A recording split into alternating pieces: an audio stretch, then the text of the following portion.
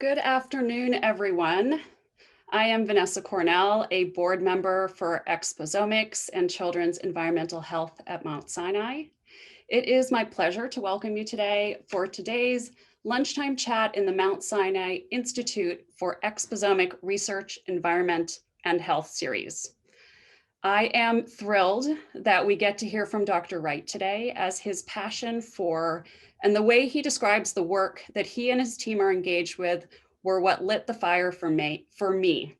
It made me realize that this research represents the future, has the potential for massive impact, and could be the missing piece of the puzzle in preventing and curing disease. The way that today's event will run is a 25-minute presentation from Dr. Wright, followed by 20 minutes for Q&A. Please feel free to submit your questions using the Q&A function. You can submit those questions as they come up for you during the presentation is just fine. And once we get to those questions after Dr. Wright's presentation, we will cover as much ground as we can.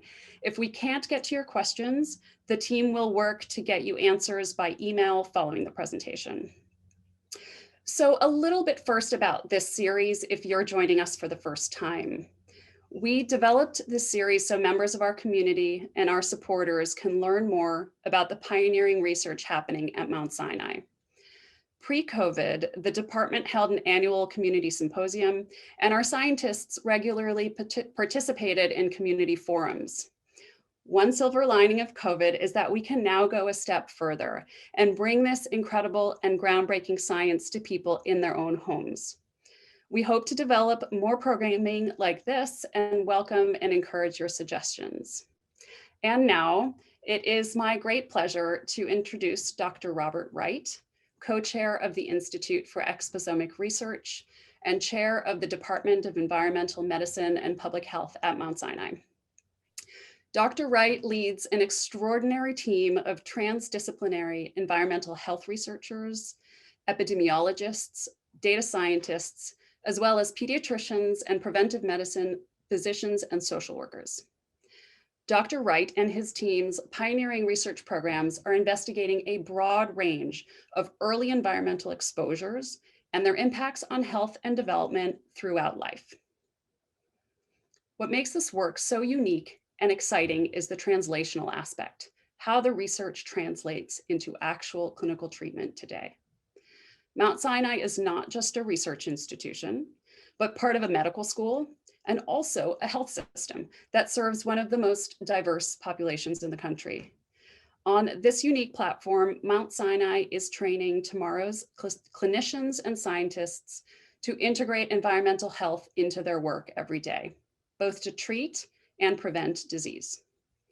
Dr. Wright has published more than 200 research studies and serves on numerous boards, including the National Advisory Environmental Health Sciences Council, a congressionally mandated body that advises the Health and Human Services Secretary and NIH leadership on research and training.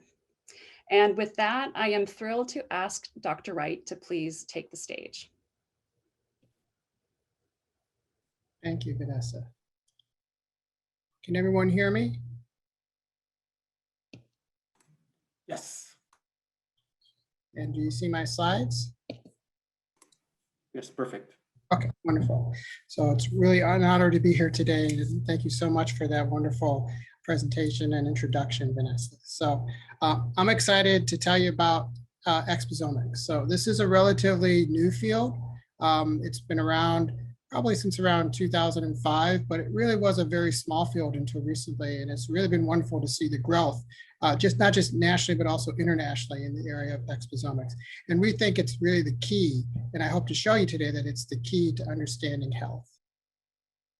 So what is the exposome? It's probably a new term to some of you, but you can think of it as sort of analogous to the genome. The first person to coin the term was actually Christopher Wild, who's now the director of the International Agency for Research in Cancer. This is a European agency that actually designates chemicals as being carcinogens or non-carcinogens.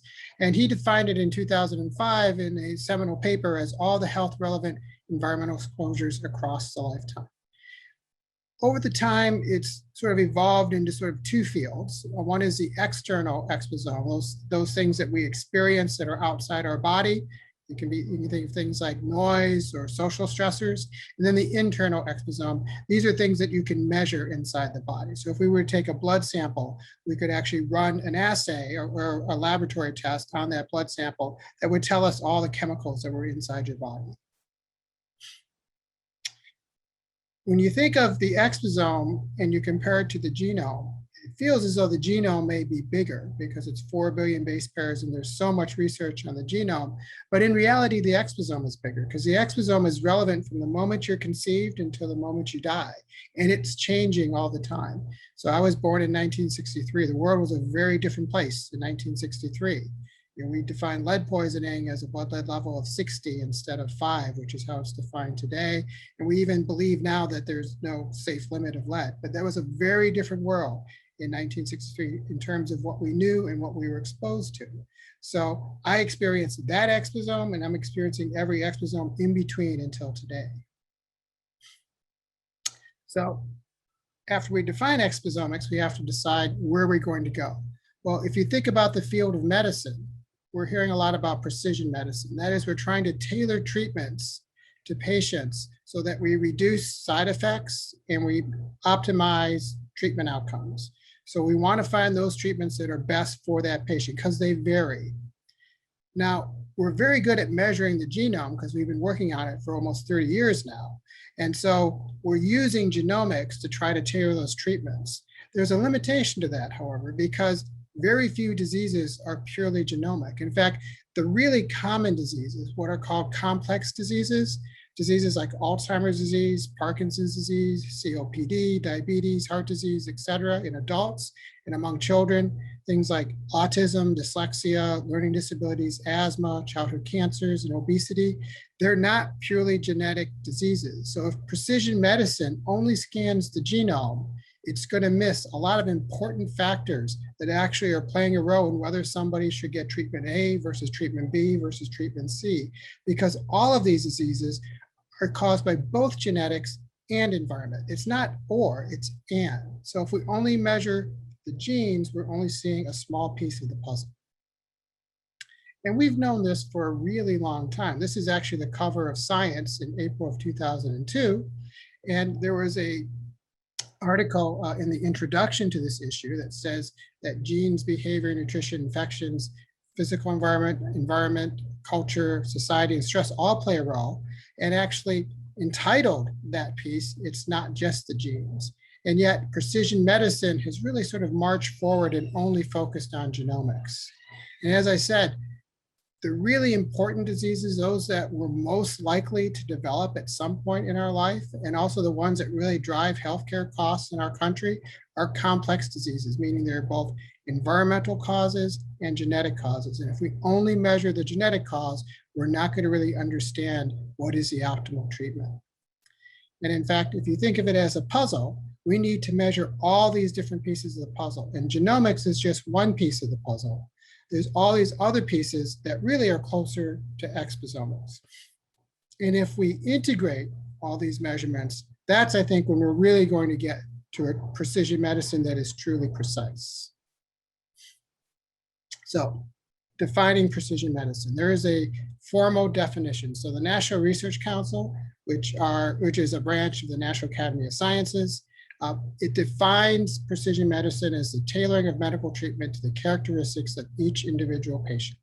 So we want to classify patients based on their susceptibility to a disease, their probability of having a very bad outcome, such as their prognosis, and whether or not they'll respond to a specific treatment.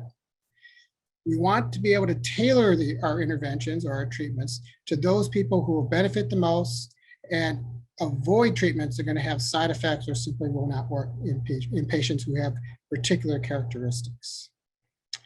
It really means understanding a patient's background. And genetic background is one piece of that puzzle. What's the missing piece is an environmental background. And Exposomics is a framework to measure environment on a grand scale. So if we measure on a grand scale, we're going to have a better understanding of what your background is and how you may respond to a treatment if you develop a disease. So here's some examples. So actually, if you scan the internet and look at precision medicine websites at famous institutions across the country, you're going to find examples that almost invariably are genetic examples. In fact, the most common one is this one. I've actually found this on multiple websites. So a 53-year-old woman develops a deep venous thrombosis, a DVT, on a trans-Pacific flight. She started on a blood thinner, warfarin, because the DVT is a blood clot in a large vein in her leg that causes her leg to swell up, and you want to dissolve that clot with a blood thinner. However, the standard dose of warfarin gives her a GI bleed because it was too high. And the reason it was too high is because a genomic scan identified that she had a genetic variant that made her a slow metabolizer of warfarin. In this case, precision medicine would benefit purely from a genomic perspective because there was a gene variant that actually would have predicted that she should have had a lower dose of warfarin. So in this case, genomics works in precision medicine. What about this case? This is an actual case. A 17-year-old child who has autism has an increase in head banging and anger outbursts. So he had been fine in terms of he had a baseline behavior, and all of a sudden his behavior got much more violent. Turned out he had a blood lead level of 73. Genomics would not have picked that up. And the reason he had a blood lead level of 73 was because he had autism. Because he had autism, children with autism often have pica, they eat non-food substances. So he was eating newspaper, and the ink in the newspaper actually had a little bit of lead, but he was eating enough of it so that he was actually getting lead poisoning. And in fact, his 3-year-old brother, who did not have autism, actually had a low blood lead level. He actually passed his state screening test with a blood lead of 2 micrograms per deciliter. In a normal situation, the 2-year-old is at higher risk for lead poisoning than a 17-year-old, but because of the autism, the 17-year-old was at higher risk. But again, this would have been picked up on an exposomic screen because it is an environmental cause of his anger or his behavioral change. A genomic screen would not have picked this up. And here's another example. It's a 14-year-old who has reflux, GE reflux, esophageal reflux, and a history of depression. And he's given morphine because he gets a fracture, and he develops respiratory failure. He got too high a dose of morphine. A genomic scan does not find any genetic variant that would have predicted he would have been a slow metabolizer of morphine. However, because he had GE reflux, he was on over-the-counter Tagamet, and Tagamet is often used for GE reflux, but it also inhibits the enzymes that break down morphine, as does Paxil, which is a commonly used drug for depression. An exposomic scan would have picked up the fact that he was taking both of these medications, and that would have put him at higher risk for having a reaction to morphine. But a genomic scan would not have. It is the equivalent of having a genetic variant, the fact that he was on both these medications, but it's because these medications inhibited the metabolism of morphine that a genomic scan wouldn't have picked it up. Only a exposomic scan would have picked it up. And people commonly forget to mention over-the-counter drugs, and Tagamet is an over-the-counter drug. There's even things like grapefruit juice that can inhibit some of these enzymes that can also be picked up on an exposomic screen. So there are many, many examples of how if we include exposomics in precision medicine, we're going to be able to make our treatment decisions much more precisely. So as I said, a genomic scan would have revealed no genetic variants in either of the latter two cases that could have affected the child's lead poisoning or could have affected morphine metabolism. So what can we measure in the exposome? So how will we measure things? So one is, as I mentioned earlier, we can measure the internal exposome. We can measure what's inside our bodies. And this is typically done with laboratory tests that we use on blood. Our team actually also uses urine. It's not invasive. It could actually give us a lot of information. In fact, there's some chemicals that are easier to detect in urine than in blood. And Dr. Manish Arora, who you're going to hear from at some point in this seminar series, actually uses teeth. And the value of teeth is because they're a hard tissue that's formed during pregnancy, in your pregnancy inside your mother. There is sort of a chemical map that's been left behind that's been sealed by the calcification of the teeth so that you can go back in time and measure chemicals from your past. And then, as I mentioned, there's another type of exposome. So this other subset is the external exposome. These are things that we can't measure inside the body. In fact, there is no assay or laboratory test for them. So these are things like air and climate. These are things like stress, light, and noise. Noise has a lot of effects on our body. It can change our hormone levels and change our physiology, but there is no assay that's going to tell us how much noise we've been exposed to. So these are things that are experienced but are not inside the body. So they're not measured the same way as chemicals are. And so we have to be cognizant that the exposome is actually much more complicated than the genome, and not only in terms of it varies over our entire lifetime, but the types of measurements we need to measure the exposome actually vary quite a bit as well. So how do we measure the internal exposome? So we have a laboratory, the Lautenberg Laboratory, which actually has state-of-the-art equipment to measure hundreds of thousands of chemicals in a biological sample. And there are probably signatures of these chemicals. That is, these are metabolites. So these are the breakdown products of food. These are also exogenous chemicals like pesticides or lead or other types of things that are in our environment. And then we get a signal. And then there may be particular signals that are actually predictive of diseases or progressions of diseases. These are actually similar types of analyses to the way genomics works, where actually people look at signatures of genetic variants and whether or not there's particular signatures that predict whether or not somebody's going to get worse over time or better over time. There can be similar signatures in our exposome. So we can measure now thousands and eventually millions of chemicals in our body. And these include nutrients, they include exogenous chemicals like pesticides, but also things that we get from consumer products, things that are in our water from water treatment. They're also in our air. All of these things can be detected. And in fact, this is an example of what's called a chromatogram. So our instruments actually give us output that looks like this. And each one of these colored peaks is an individual chemical. Some of them are much bigger than others, which is a function of their concentration. And there's hundreds of thousands of this. In fact, this is just a subset of a chromatogram. It actually goes on much longer than this. And each one of those is an individual chemical that we're measuring on our instrument. So we can measure hundreds of thousands of them. And as these chemicals or as these instruments get more sensitive, it's eventually going to be at least 1 million. In fact, we believe there are 1 million chemicals in all of our bodies, and they're not the same chemicals in your body as in my body. Each of us have about 1 million, and there's overlap, but there's some unique chemicals that are in your body that are different in my body. So it's actually tens of millions of chemicals that we have to learn how to measure, because that's what the real exposome is. It's all the chemicals that everybody's exposed to, not the 1 million that's inside your body. It's the 1 million that's inside, say, the body of all the people who live in New York City. And then there's the external exposome. And there's actually a lot of advances being made on the external exposome. And one of the advances is through satellites.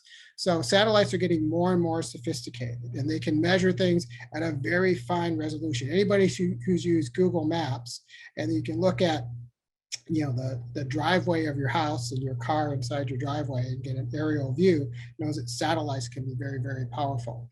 And you can use satellites to measure things like temperature, so we can see how climate varies across a geographic area, but also across time. Some of these satellites measure temperature hourly, so we can see the hourly variation. So as we go from morning to night to overnight, we can see how much variation there is, and we can link this to health data. We can link this to mortality data inside hospitals or hospitalizations. We can also, if you're wearing an iWatch, or if you're just carrying a cell phone, we know exactly where you are. Apple knows exactly where you are.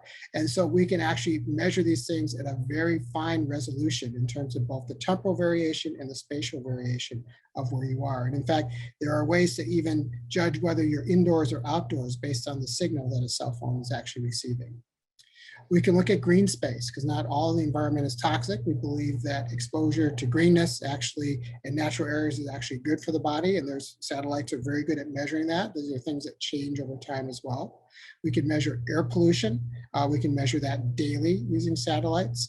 One of the more interesting things we can do with satellites, we can start to look at the social environment. This is actually a study that one of our faculty did, looking at mean tweets in the geographic area around Boston. So whenever you send out a tweet, there's actually a geospatial code that's attached to that. So we know where that tweet came from, and you can actually use a type of machine learning called natural language processing, and you can choose particular words. So you can actually look at whether or not this was a mean tweet or you can infer whether there's a mean tweet versus a nicer tweet, and you can actually plot the geospatial resolution of social media content. We can also look at healthy foods. There's a lot of databases that tell us where particular types of restaurants and grocery stores are. A lot of public databases, because you require a license and inspections, we can actually start to mine those and know where these stores are, when they'd open and when they close, and even have an idea of what kind of foods that they carry. And of course, we can look at traffic patterns and noise using satellites as well. So there's a lot of information on the external exposome that can actually be derived from satellites. And then there's wearable devices, which sort of also part of the external exposome. These are things like your cell phone, even your car has information that gets transferred to the internet. Appliances have this type of information. These things actually exchange data that they collect with the internet. So if you have an Apple Watch, you get information on your activity, but also you have information on where you were. And if you link that with some of the satellite data that I just showed you, you can get a really fine resolution, excuse me, a really fine resolution on not just where you've been, but how much, say, air pollution you've breathed because of the variation of your position in space and time. And this can be downloaded onto the internet. So your cell phone doesn't have to carry all this data because it's a lot of data. So these are things, as I said, like cell phones, Fitbits or iWatches. These sorts of information are actually going to be very, very important going forward in terms of helping us understand not just what you're exposed to, but also your physiological response to it, whether your heart rate goes up, whether it goes down, whether your blood pressure goes up or down. There's going to be wearable devices that are going to actually give us this physiologic information at the same time.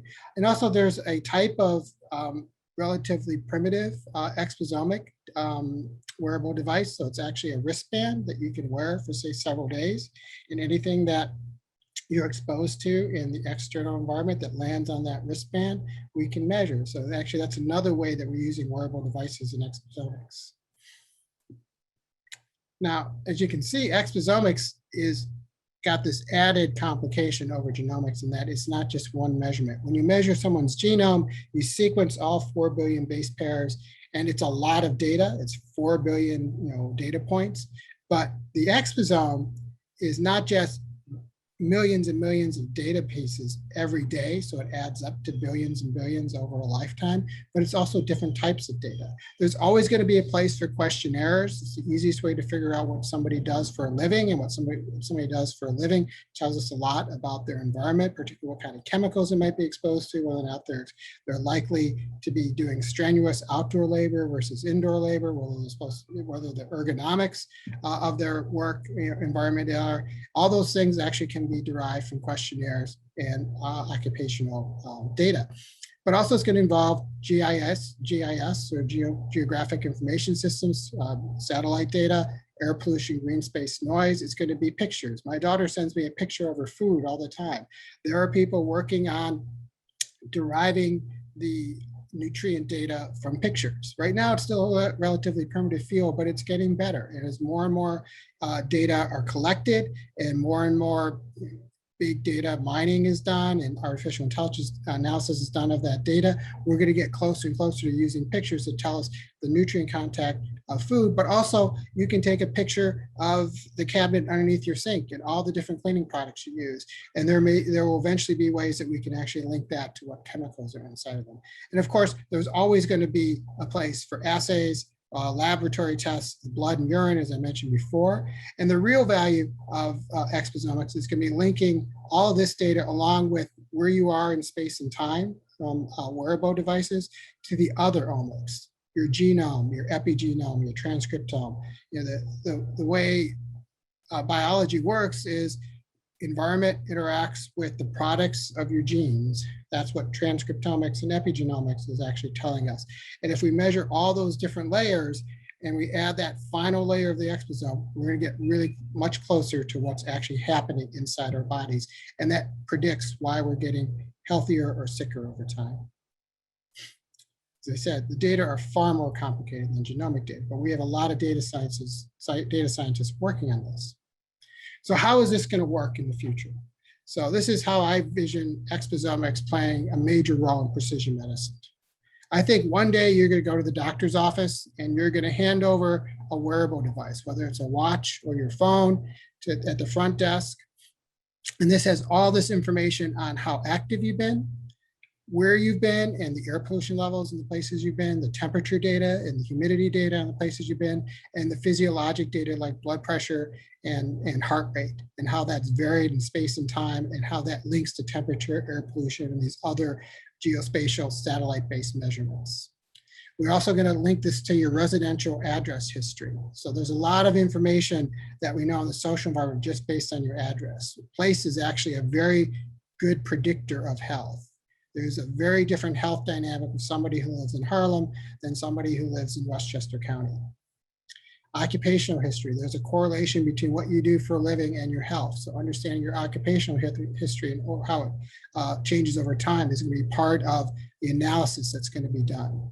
So after this information is downloaded, it's going to go into your electronic medical record. Maybe you'll give a blood test or a urine test, and they'll do one of those untargeted chemical assays that I talked about, that lab test I talked about that measures 1 million chemicals.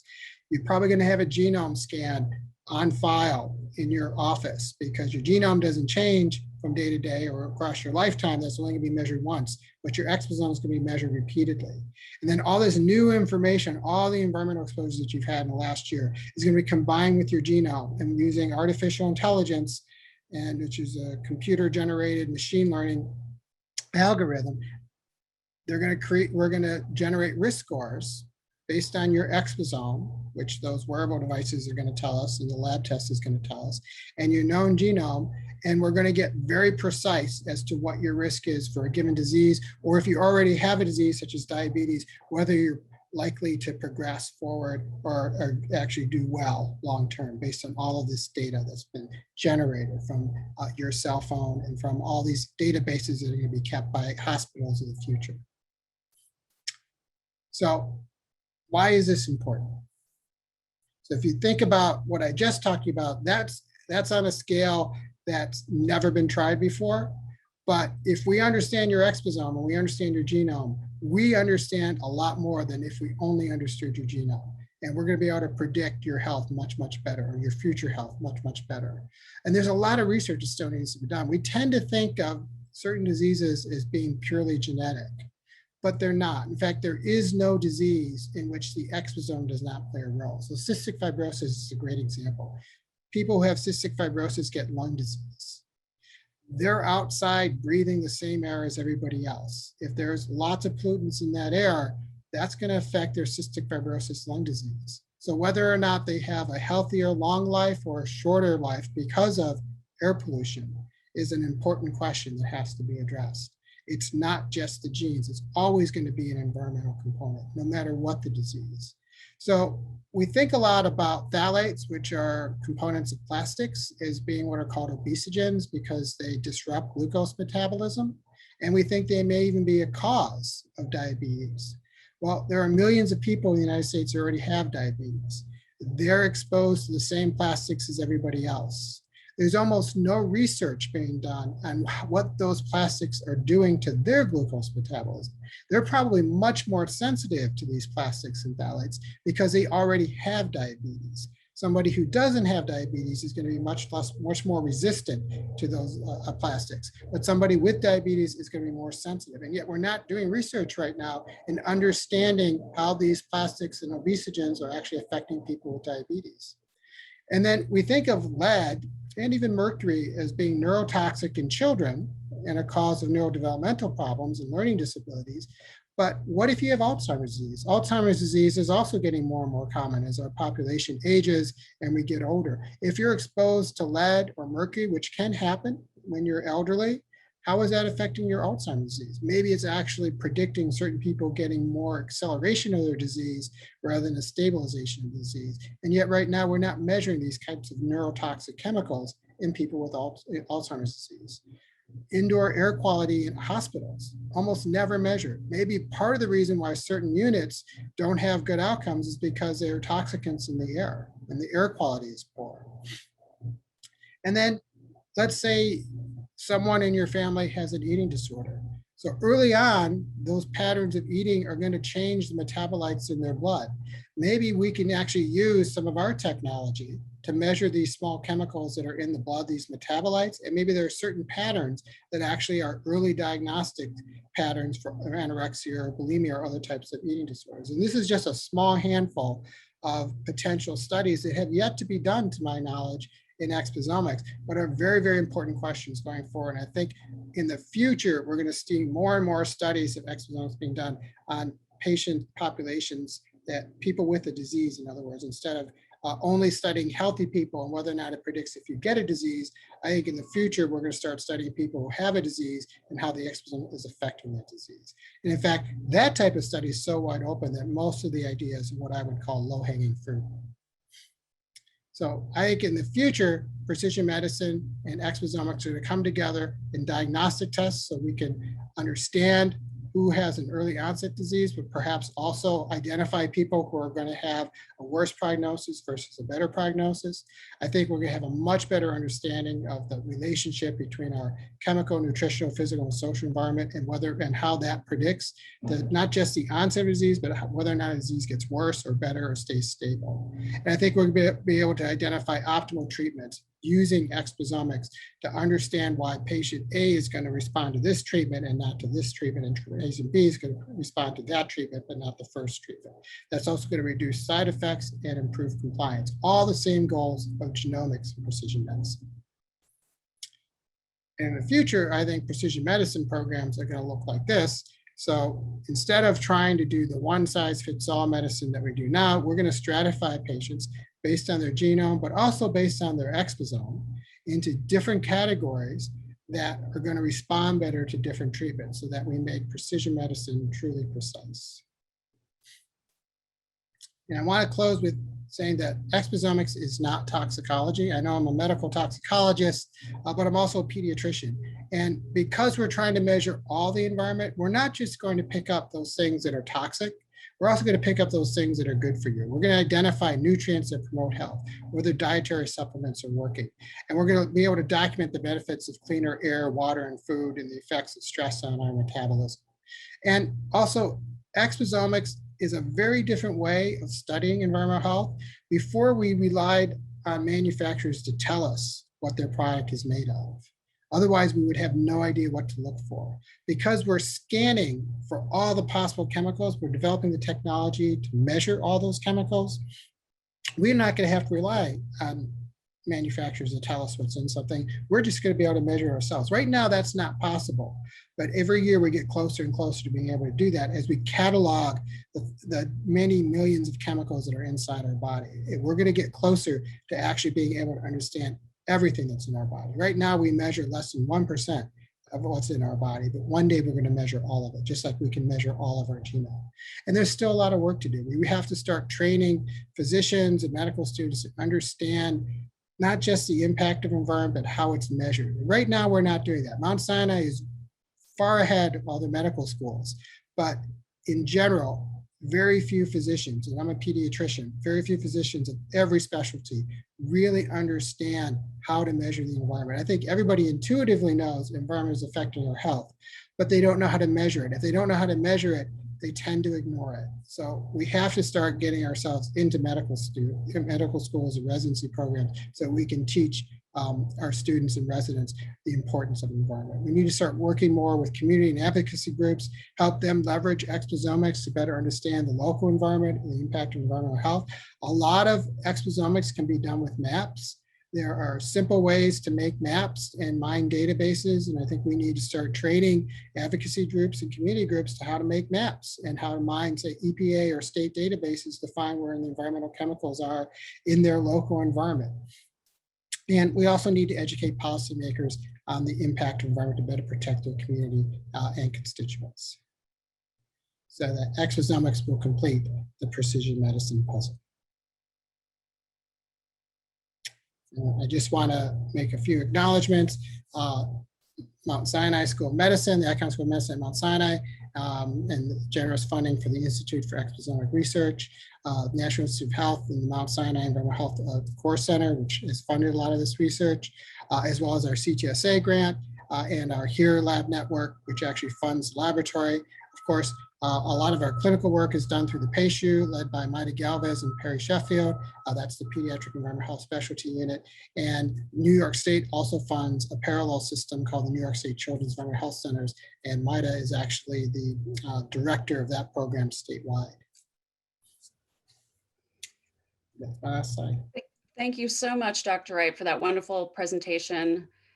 We are going to get to some questions, and I just want to let you know that we've got lots of rich questions and not that much time. And so I know each of these questions could be, 20 minutes, but I'm going to ask you to keep your answers shorter so we can get to more of them, because there are some wonderful questions that have come in. So the first question to you. You've mentioned so many different potential exposures that can impact health, but it's hard to know what to focus on as a layperson. Based on what you know today, what types of environmental exposures do you perceive as most critical to human health right now?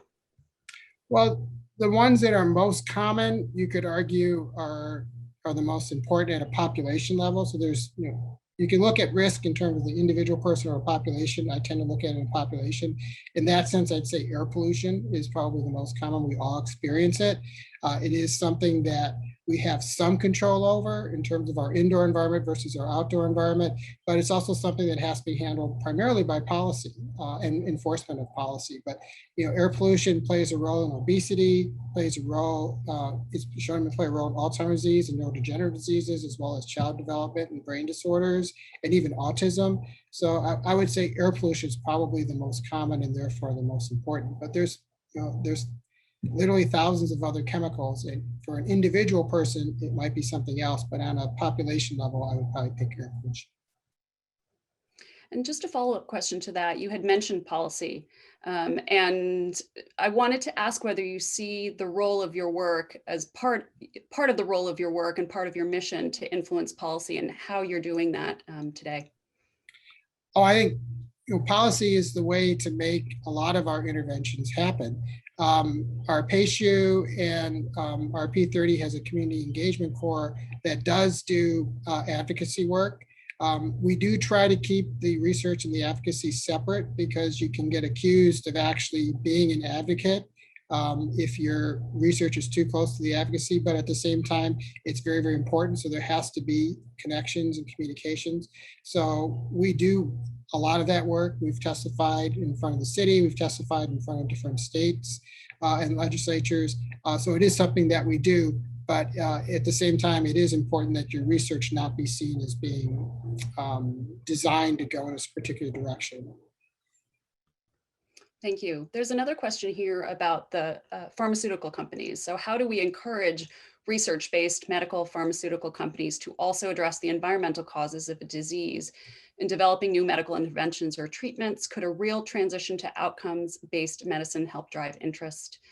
And how do we encourage companies to include examination of exposomics in collecting real-world evidence?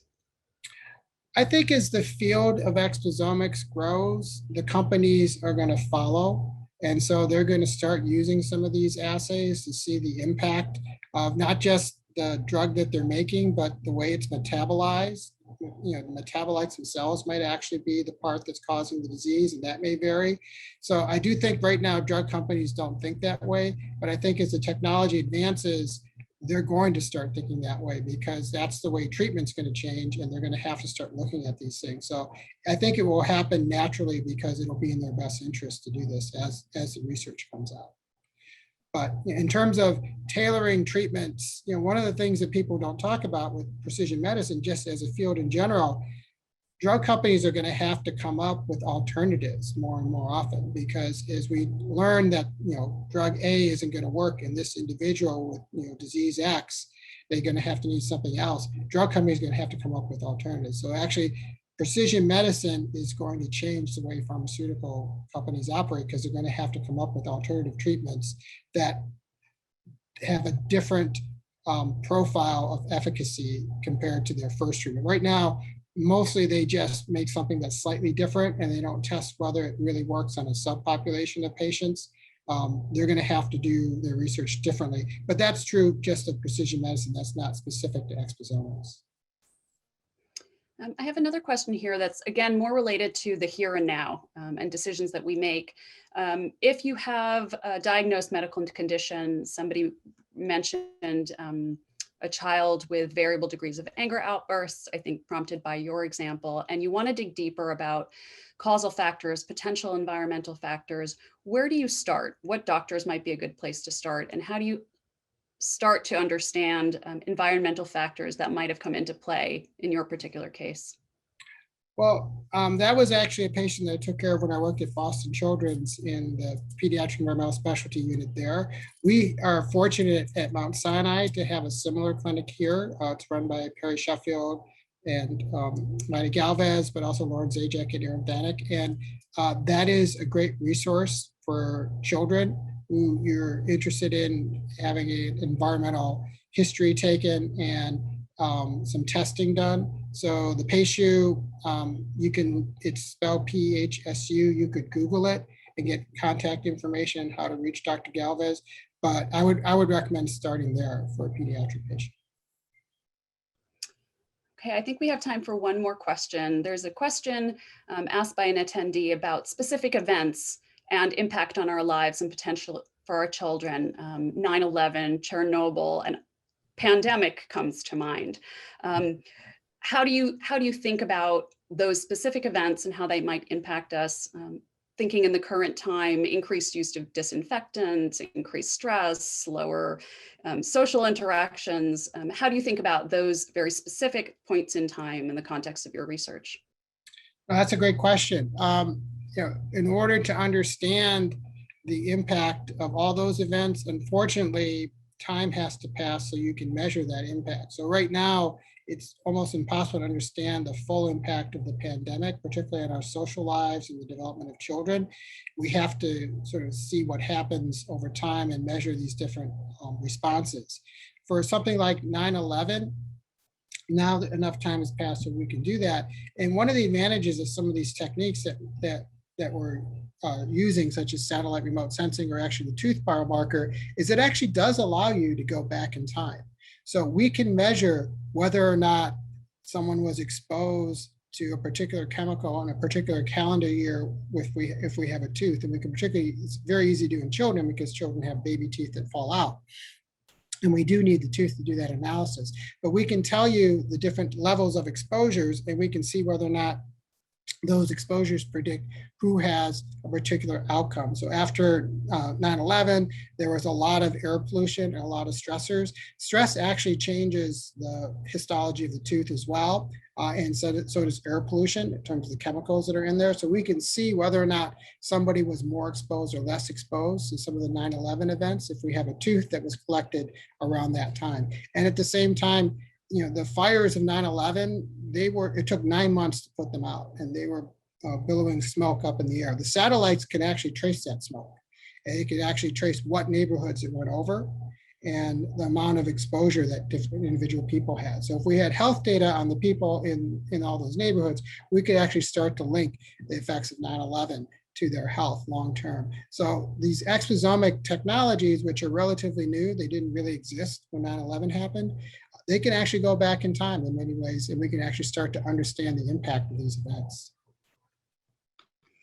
Thank you. I know I said that was the last question, but a really good one came in, so we're going to sneak it in under the wire. Someone asks about gathering individual exposome data requires visits to a doctor or access to healthcare. Can you talk about this in the context of the health inequities? I know it's a lot of the work that you do. What are the barriers given the health inequities, and what are the impacts this can have on the health inequities in the country? Yeah, well, I think exposomics is actually the key to understanding health inequities, because the way environmental justice works, so companies that pollute, they don't pollute in wealthy neighborhoods in the suburbs. There are far more toxic waste sites in communities of color than there are in the suburbs. There's more toxic waste sites in Harlem than there are in other parts of New York City. The bus depots are pretty much universally in Manhattan and Harlem. So there is, quite frankly, structural racism that actually promotes air pollution and other pollutants being in particular neighborhoods. So the exposome is a way to understand how these health disparities arise, because there is an unequal amount of pollutants and an unequal amount of toxicants that are placed in poor neighborhoods. And so by measuring the exposome, we can start to understand why these health disparities are occurring. So it's a big part of our work. Thank you so much, Dr. Wright. I know I apologize to any questions that didn't get answered. There's so many good questions, but we want to respect your time. Before we close for today, I do want to invite everyone who joined us today to get more involved if this talk inspired you to do so. First of all, if you have concerns, personal concerns, questions about products in your own home, questions about health effects of climate change, our scientists can help. We regularly respond to individual requests. And so if you are interested in the science that underpins policy to promote healthy environments, don't hesitate to contact us. We are also in the midst of creating a new board to power this pioneering work at Mount Sinai and are seeking board nominations. We are looking for individuals who are philanthropically motivated to enact change and help us advance a strategic plan. Please contact us to nominate someone or to learn more. And then just one final ask of you, please send us your feedback. You can take a picture of the QR code to complete the evaluation survey. The feedback helps us get better and serve you better. So thank you in advance for doing that. And lastly, a quick note, there will not be a chat next week, but come back in 2 weeks on June 2nd for our next talk with Dr. Lauren Petrick, who will discuss her work on early life environmental exposures and childhood leukemia. Following that, Dr. Rosalind Wright will wrap up the series on June 9th with a talk about the protective effects of nutrition and positive caregiving for children's health. I want to thank everyone for being here with us today. I want to thank again, Dr. Wright, and enjoy the rest of your day.